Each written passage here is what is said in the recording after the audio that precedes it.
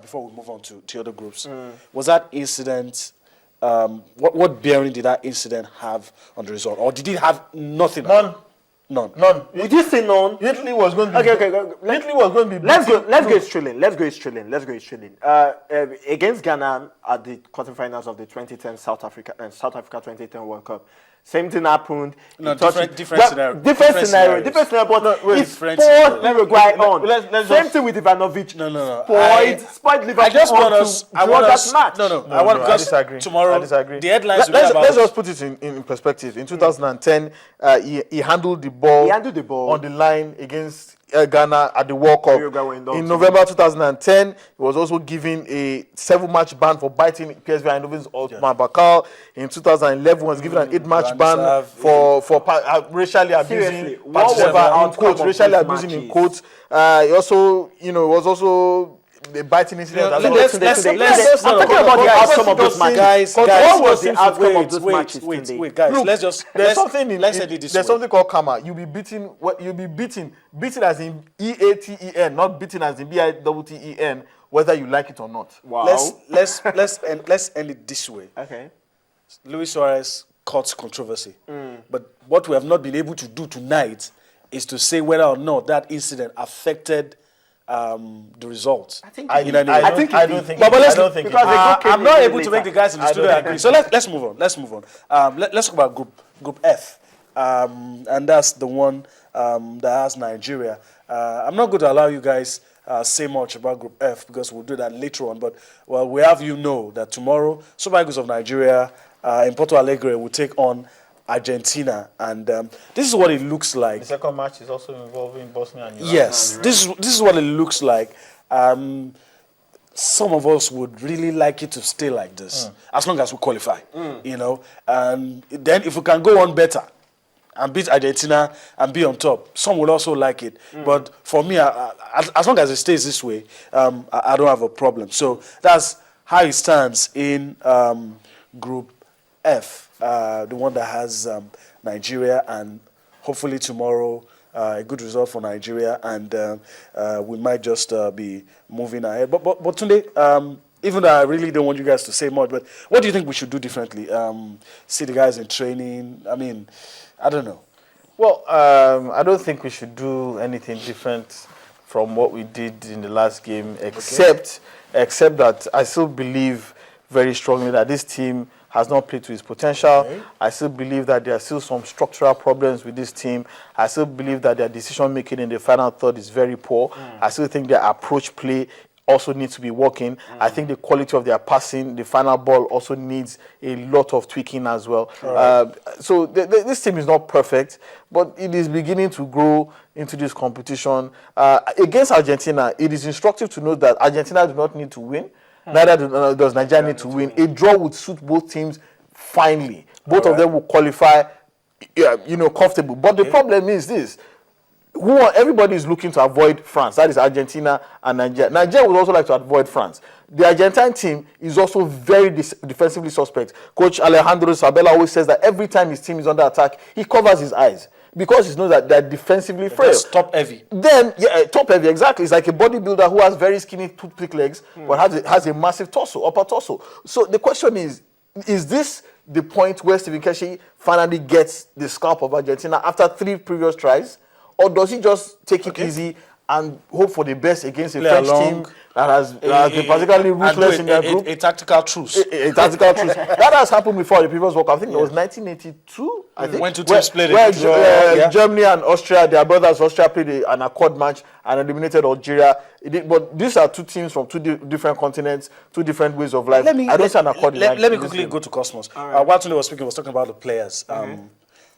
Some people, not all, some have put a lot of question marks about the technical ability of the coach. In all of the problems that you think that the team has, would you blame the coach for any of those problems? Well, I'm not going to blame the coach for any of those problems, because Stephen Keshi is a kind of coach that whenever his team improve after every match, they might start very badly there's any English like that, but then they improve, and by the time they get to the peak of the tournament, they are wonderful. They play their best game. So Stephen Keshi, not technically good. If he's not technically good, how did they win the African Cup of Nations? If he's not technically good, how did he qualify? He has even qualified 2 teams for the World Cup. Cosmos. Cosmos. Yeah. Those achievements were achieved in Africa.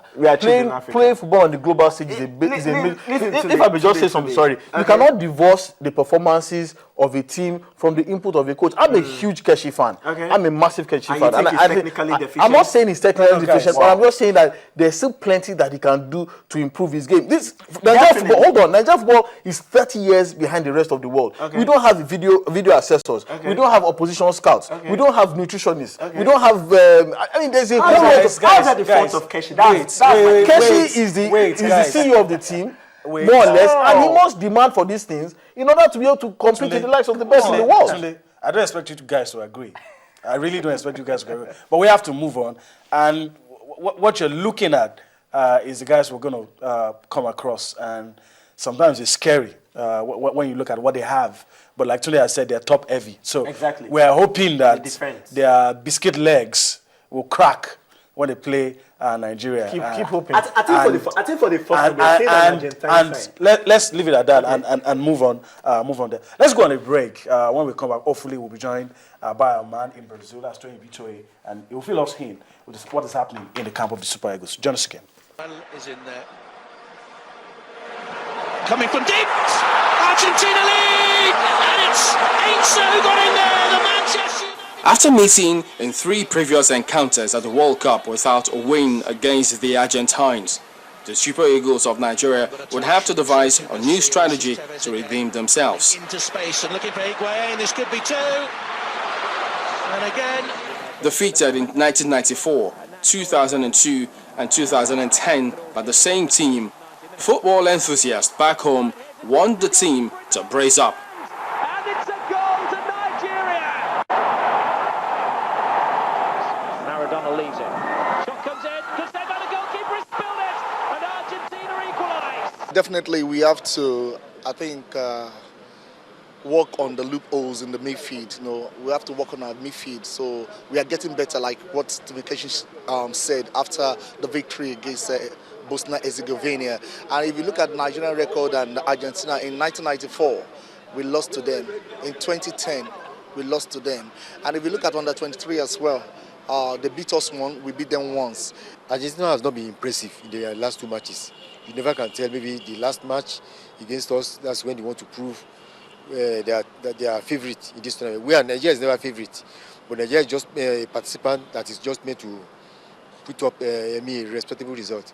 So be that as it may, I will expect the technical crew and all the players to approach the match as if it's just another match. Considering the fact that, one, we have at the back of our mind that Iran can even spring a surprise against the Bosnians, because beating Bosnians 2-0 and we lost to Argentina, it's a very big distance. We are even so this is not a celebration time.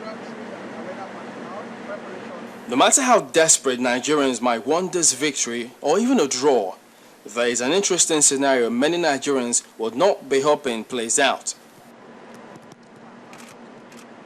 If Nigeria loses by a lone goal to Argentina and Iran beat Bosnia and Herzegovina by the same margin, then we're off to the rule of the hats or toss of a coin.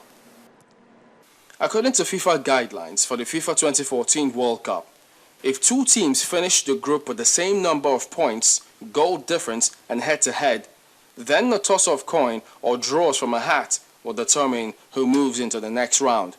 Well, hopefully, Coach Stephen Keshi and his team will have this in mind and try to avoid that scenario as the team spread its wings, ready to fly.